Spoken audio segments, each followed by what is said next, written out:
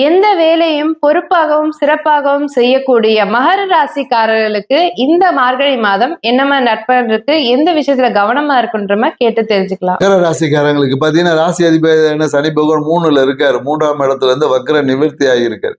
So தொட்டது எல்லாமே வெற்றி, எடுத்த முயற்சிகள்ல வெற்றி.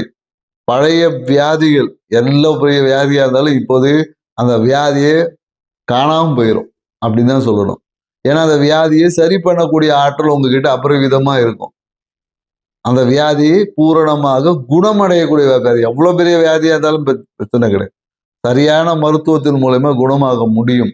ஏன்னா அந்த அதுக்கு உங்க உடம்புல நல்ல பிராண சக்தி வேணும். ஸோ அதனால இந்த காலகட்டத்துல மகர ராசிக்காரங்க என்ன பண்ணணும், காலையில எழுந்துச்சு சுறுசுறுப்பா எழுந்துச்சு நல்ல எக்ஸசைஸ், ஃபிட்னஸ் எக்ஸசைஸ் பண்ணணும். நிறைய பேர் வாக்கிங் போகணும். இல்லைன்னா ஏதாவது அந்த ரிலாக்ஸேஷன் எக்ஸசைஸை காலையில் விடிய காலம் பிரம்ம முகூர்த்தத்தில் பண்ணணும். அப்படி பண்ணும்போது உங்கள் உடம்புல ஏற்பட்டக்கூடிய அந்த பிராணசக்தி ஓட்டம் என்பது உங்கள் உடம்புக்கு நோயை இன்னும் சீக்கிரமாக குணமாக்கிடும். ஏற்கனவே குணமாக்கும், இன்னும் விரைவாக குணமாக்கும். நீங்கள் எடுத்த ஏன்னா கையில் இந்த காலகட்டத்தில் பார்த்தீங்கன்னா உங்களுக்கு இந்த தோள்பட்டை இதுல எல்லாம் பார்த்தீங்கன்னா ஒரு பிடிப்பு இருக்கும்.